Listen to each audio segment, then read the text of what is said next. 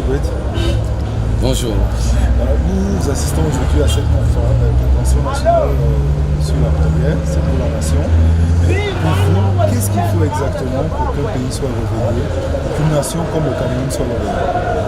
Bon, disons que c'est déjà un commencement. Ce qui est fait n'est pas à négliger. Le Cameroun, est-ce qu'on va parler simplement de réveil? Je crois qu'il faudra plutôt qu'on revoie ça, qu'on voit ça comme une autre saison, une nouvelle saison, parce que s'il faut simplement parler de réveil, le Cameroun a connu le réveil depuis déjà beaucoup d'années. Et puis, généralement, tout dépend de ce qu'on entend par réveil. Mais pour moi, je crois que c'est une autre dimension de la spiritualité qui doit commencer au Cameroun, qui n'est pas nécessairement un réveil en tant que tel. Donc, ça signifie quoi exactement, une autre dimension de la spiritualité au Cameroun? Bon, mais quand on parle de réveil proprement dit, on voit une église qui a connu un réveil et qui finalement a totalement sombré. Mais est-ce que l'église a totalement sombré au Cameroun? Je crois que là, non. J'ai quand même fait une certaine expertise depuis l'avènement on peut dire la naissance du pentecôtisme, aussi appelé réveil au Cameroun depuis les années 50. Jusqu'à nos jours, l'église n'a pas totalement sombré. Mais quand je parle d'une nouvelle dimension de la spiritualité, c'est parce qu'on voit un certain nombre de choses qui sont rentrées, qui ont trouvé ce qui déjà existe. Et à cause de cela, plusieurs ont été refroidis, beaucoup n'ont plus de repères. Et maintenant, quand je parle de cette nouvelle saison, c'est une saison où des personnes retrouvent les nouveaux repères, où des personnes qui s'étaient éloignées du Seigneur reviennent au Seigneur. Donc, or, quand on parle de réveil, moi je pense que c'est plutôt toute la nation qui a sombré, toute l'Église qui a sombré, et puis il y a comme un renouvellement de tout. Ce que je ne pense pas du tout, ça pour moi c'est une autre façon de dénigrer l'œuvre que le Seigneur accomplit. Donc c'est pour ça que je parle d'une nouvelle saison. Une saison où des personnes qui s'étaient éloignées se répandent, des personnes qui s'étaient refroidies. Il y a une nouvelle flamme qui renaît en elles, des personnes peut-être qui avaient arrêté de travailler dans une certaine mesure, qui reprennent le travail plus qu'ils ne le faisaient avant. Et pour cela, moi je salue beaucoup un certain nombre de messages qui ont été communiqués depuis avant-hier, hier et puis aujourd'hui. Voilà, Pasteur Alain Ruben Gouet, on se rend compte qu'à côté du réveil dont vous parlez, il y a un phénomène de mouvement dans certaines communautés où on se rend compte qu'on s'est éloigné de la croix de Christ, on vend l'huile, on vend des choses. Qu'est-ce que vous pensez de cela? Est-ce que ce sera un obstacle pour des changements dans notre pays? Ce n'est pas un phénomène camerounais. Ça, c'est ne pas connaître le mouvement de l'Église dans le monde entier.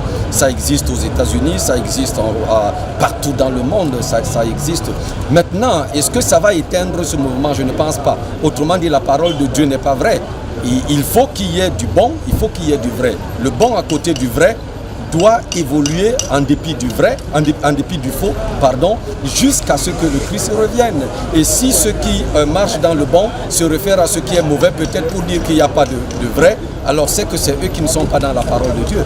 Donc il y aura toujours ces mouvements-là, même si aujourd'hui tout le monde se lève et tout le monde commence à pratiquer l'évangile authentique. Et ce qu'il y a à savoir, c'est qu'il y aura toujours des vendeurs d'huile, des vendeurs d'eau, des vendeurs de savon, des vendeurs de vêtements. Ils ne vont jamais disparaître, ça c'est vrai. D'accord, merci beaucoup, Pasteur. C'est moi qui vous remercie.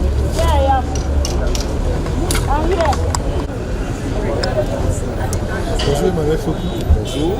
Alors, vous êtes un webmaster, web évangéliste. Maintenant, qu'est-ce que vous croyez que la nouvelle technologie un changement dans ce? Oui, merci. Je précise que je suis, comme tu l'as dit, missionnaire en ligne. Et je pense, à mon avis, que nous devons nous saisir du potentiel que nous avons la technologie pour contribuer à l'évangélisation, à la salvation. Et également, qui dit évangélisation dit forcément lever du camp. L'Église de Cameroun est un peu attentiste, un peu en retard, par rapport à ce que cela nous offre. Je prends l'exemple d'un événement comme celui-ci. On aurait pu se saisir de ce potentiel-là pour mobiliser les gens et même pour le suivi après. Donc je crois que l'Église devrait plus que jamais se saisir de cela pour accomplir la grande commission de cette génération. Concrètement, qu'est-ce qu'il faut faire?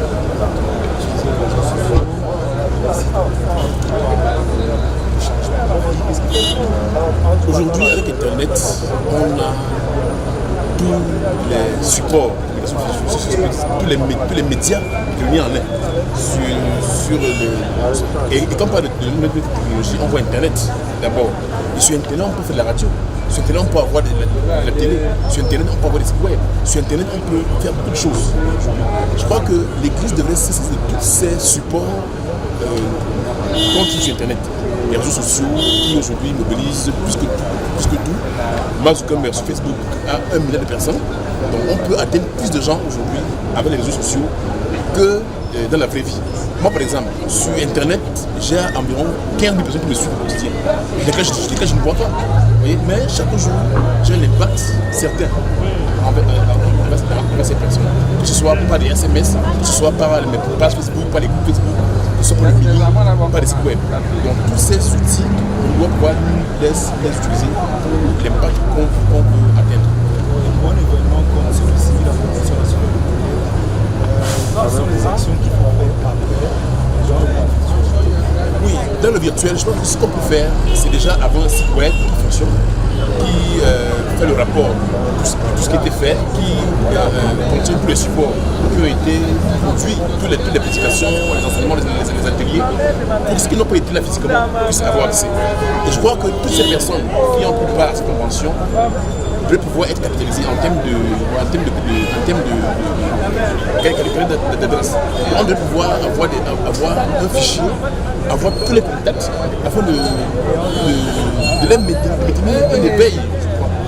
Et je crois après ceci, nous pouvons aussi nous saisir des réseaux sociaux et tous les communications pour pérenniser les acquis de cette convention. Par exemple, on peut garder l'esprit de prière qui a été initié ici en envoyant à tout le monde, à toutes ces personnes au quotidien, des choses de prière pour la nation.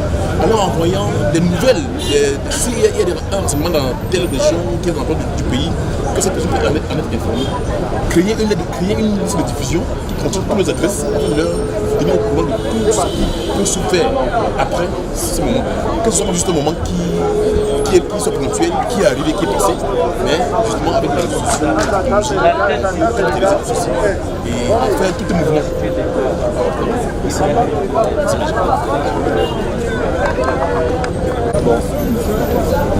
Nous assistons à un très bon programme,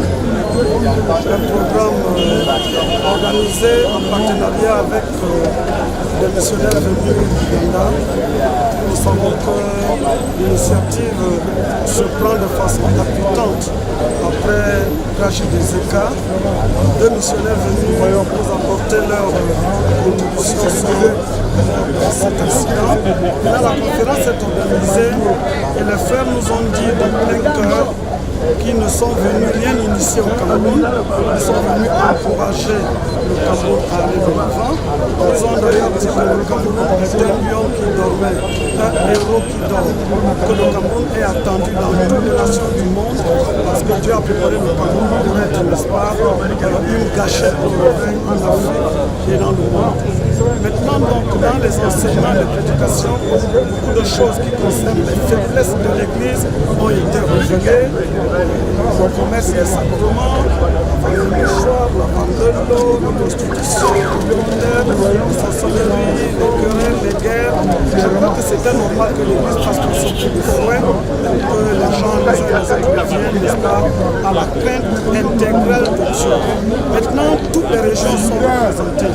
Il faut une implémentation, une application, et que ceci ne soit pas quelque chose qui vient tout chambouler, qu'on prenne vraiment le bon côté, le bon sens pour que ça coopère avec ce qui existe déjà et que les gens soient dans les régions. La deuxième question, c'est le maïs en France, c'est automatique de le réveil. Soit possibilité le réveil, que le chrétien plus peut-être 3 mois de foi, celui qui a 5 mois de foi, plus travailler ensemble. Le réveil pour un nouveau converti, c'est la grâce que Dieu vient de lui accorder d'accepter le Christ, parce que les autres qui sont devant lui, avant lui, ont prié, ont jeûné, ont cherché la face de Dieu, ont confessé leurs péchés. Maintenant, Dieu se meut à l'intérieur et à l'extérieur de l'Église. Il y a 3 mois, il accepte le Seigneur. Pour lui, c'est le réveil. Il bénéficie du réveil. Mais maintenant, le réveil en tant que mouvement, c'est un mouvement suscité par Dieu. Aucun homme ne provoque le réveil. Ni les Camerounais, ni les Ougandais, ni les Américains. Le réveil est une grâce divine que Dieu manifeste à un temps donné. Et il passe par un individu, bien entendu, avec d'autres divinité, pour aller vers une nation, vers une église, vers un peuple, avec un message. Et Dieu prépare d'avance ce peuple avec un cœur bien disposé pour entendre le message de Dieu et pour agir en fonction.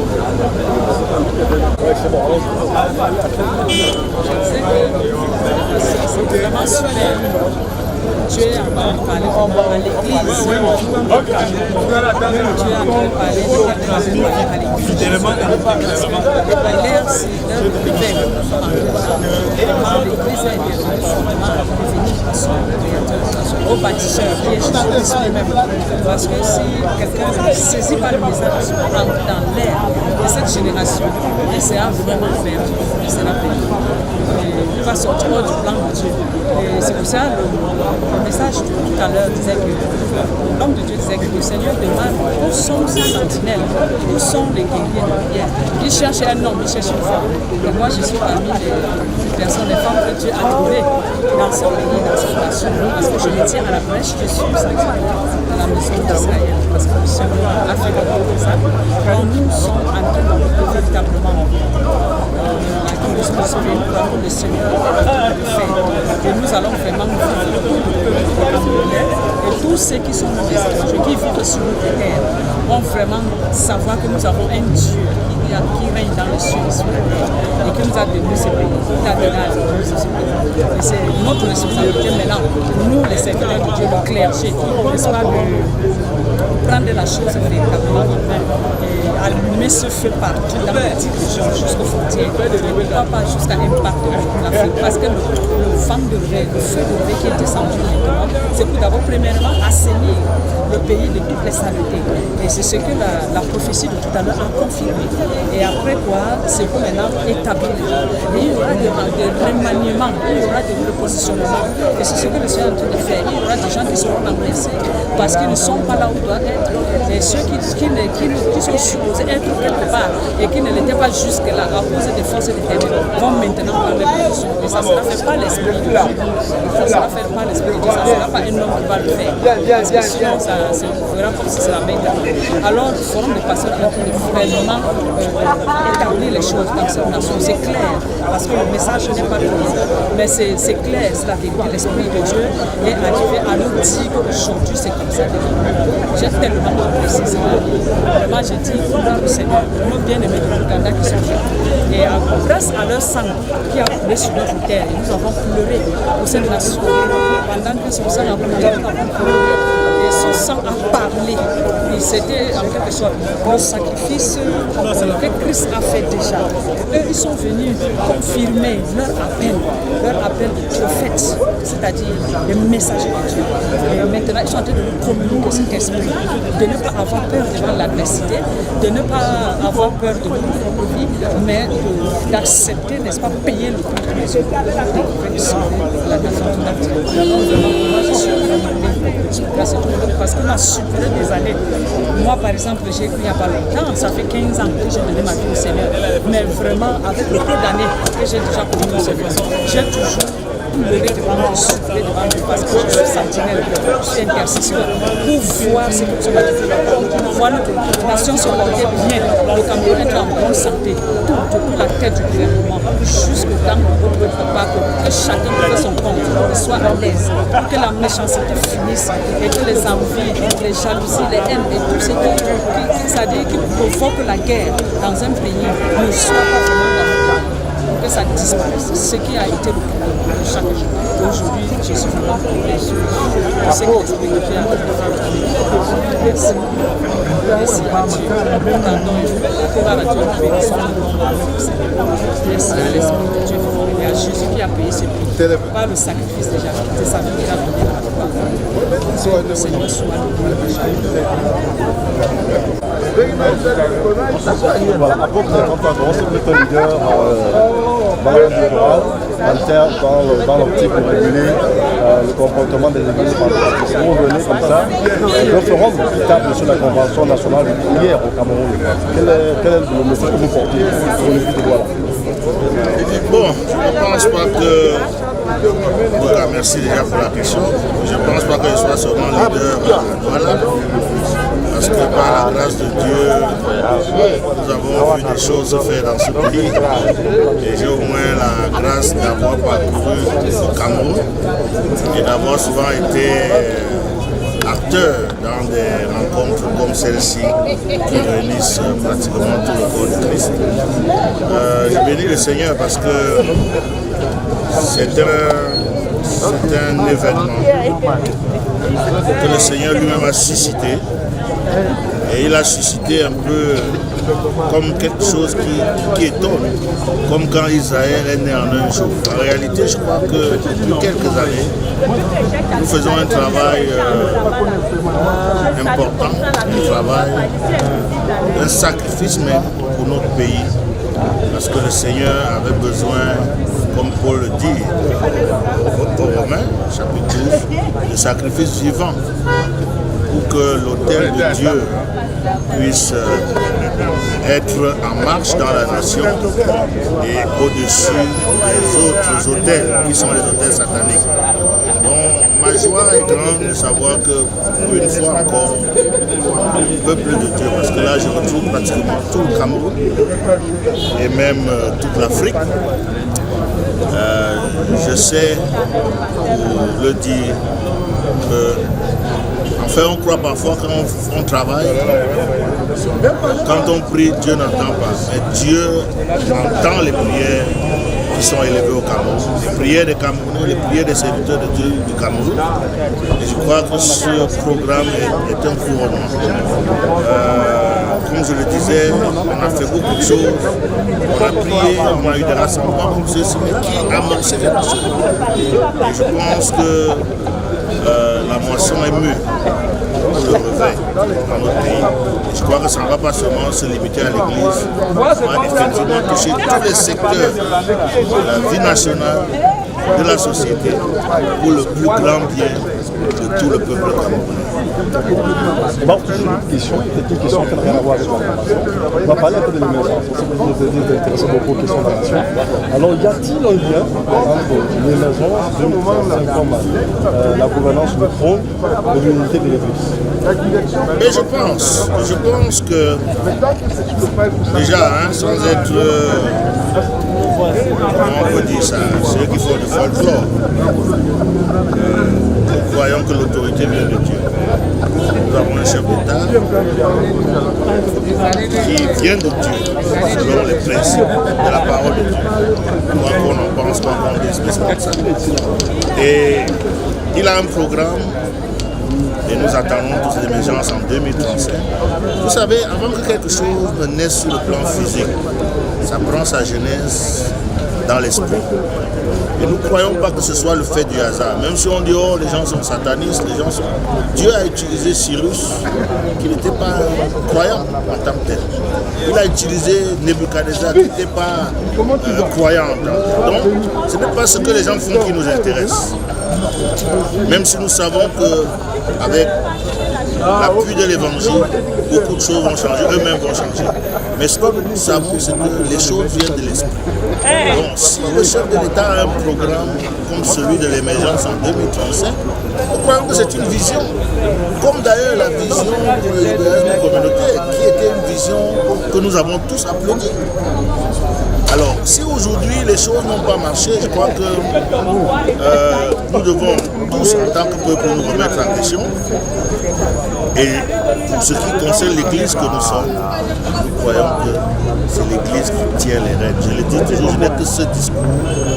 Tant que l'Église n'est pas unie, tant qu'on ne voit pas quelque chose comme ce que nous sommes en train de voir aujourd'hui, avec tout ce que ça entraîne comme conséquence positive, le pays ne pourra pas marcher si l'Église ne joue pas son rôle. Peut-être une dernière question, comment est-ce que le FIDA se prend pour entretenir la flamme de l'unité qui est aujourd'hui allumée ici à Yaoundé? Parce que c'est une chose d'allumer la flamme de l'unité, ça en a une autre de la préserver. Qu'est-ce que vous faites là? Oui, la parole de Dieu le dit dans Ephésiens chapitre 4, que nous devons conserver l'unité de l'esprit par le lien de la paix. La paix et encore la paix. Je crois que plus que jamais dans notre pays, on a besoin de paix parce que nos soldats sont au front et on a besoin de paix contre les invasions extérieures. Et cette paix-là doit commencer dans l'esprit. Ça, je dis, chacun de nous doit entretenir la paix. Chacun de nous doit être en paix avec lui-même et surtout être en paix avec Dieu, parce que si on n'est pas en paix avec Dieu, on saurait avoir seulement la paix et on ne pourrait procurer la paix. Rappelons-nous, le Seigneur Jésus a dit: heureux ceux qui procurent la paix, car ils seront appelés fils de Dieu. Donc ça, c'est un élément. Et puis l'autre élément, c'est que nous devons réellement chercher Dieu, nous devons craindre Dieu. Au parti d'ici, au sorti d'ici, que ce ne soit pas un discours, que ce ne soit pas un événement qui a réuni les gens, d'autres raisons que les gens peuvent avoir ou d'autres agendas. Mais si chacun prend la mesure de ce que le Seigneur est en train de faire dans notre nation depuis très longtemps, je dis bien depuis très longtemps, parce que ceci n'est que l'aboutissement d'un programme qui a commencé depuis la genèse de l'Église dans les années 50 et qui s'est concrétisé depuis les années 2000 où il y a eu de grands rassemblements comme ceci. Donc je dis que chaque pasteur se tourne vers le Seigneur, que chaque enfant de Dieu, chaque chrétien prenne la mesure de la chose, que nous comprenions aujourd'hui quel est le rôle que nous avons à jouer dans la société. Je pense que les choses iront d'elles-mêmes et nous serons heureux parce qu'on a vu que les désordres, les luttes, le manque d'unité ne nous a rien apporté. Au contraire, ça nous a renvoyé au plus bas de l'échelle. Je crois que si chacun, librement, en mourant à lui-même, en laissant ses intérêts égoïstes et personnels et en voyant seulement le but de Dieu, l'Église qui est dans ce voyage pour le réveil va vraiment réussir.